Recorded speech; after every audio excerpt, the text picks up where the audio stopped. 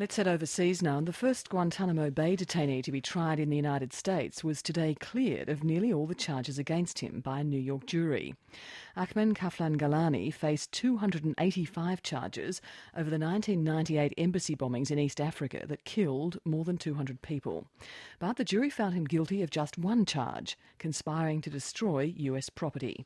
North America correspondent Lisa Miller spoke to the executive director of the US Centre on Law, Ethics and National Security at Duke University, Professor Scott Silliman, about the case.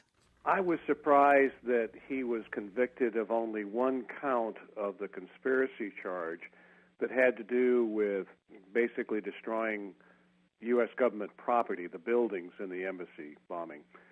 It's kind of hard to understand how a jury could conclude that he conspired to bomb the embassy and yet didn't also conspire to kill the victims of the bombing. But juries in your country and our country come out with strange results, so we just have to leave it at that. I think many people believe that he would be convicted on more counts, but the fact that he was convicted of at least one count means that the trial, in the eyes of the prosecutor, I think, was a success. The prosecution, though, struck trouble a couple of weeks ago when they had witnesses knocked out, didn't they? That's correct. The judge ruled that the government's principal witness could not be allowed to testify because his identity and what he would testify to had been discovered by the government through coercive means, through the use of techniques that would not otherwise be permissible. And so the government had a partial case going into the trial, and many believe that perhaps the jury would either become deadlocked or that he'd be acquitted of all the charges. But that's a risk you take whenever you go into a prosecution of a case like this. So 285 charges, guilty on only one, but you say that's still a win for the government and the prosecutors? Well, I think so. Obviously, you could look at it and say he wasn't convicted of at least half the charges.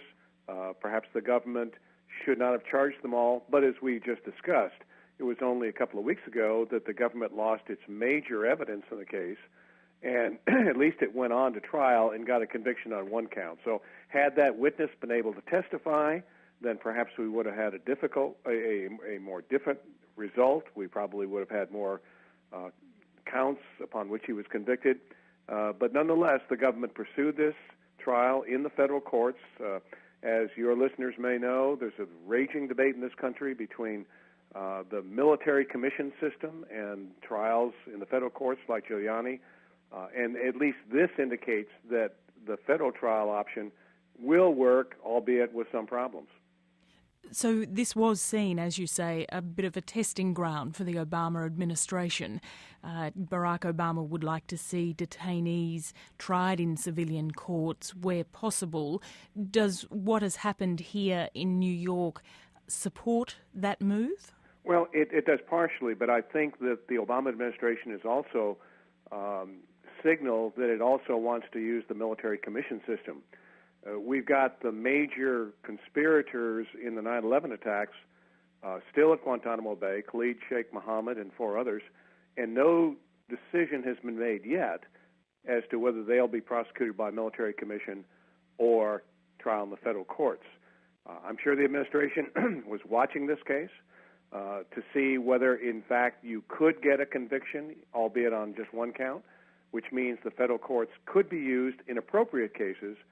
But I think President Obama is also saying that there will be appropriate cases to be sent to military commissions as well.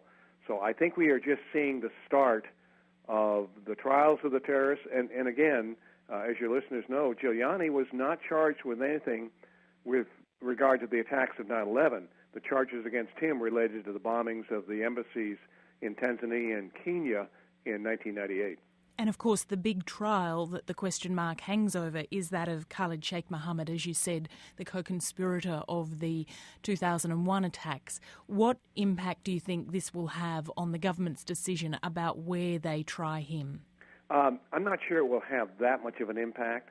To compare Giuliani to Khalid Sheikh Mohammed, they're two totally different types of cases, and the magnitude of what they did is very different. So I would suggest that the Obama administration is still carefully trying to look at both available forms and trying to make a good, well-reasoned decision as far as which form should be used. That's Professor Scott Silliman, the Executive Director of the US Centre on Law, Ethics and National Security at Duke University. He was speaking to Lisa Miller.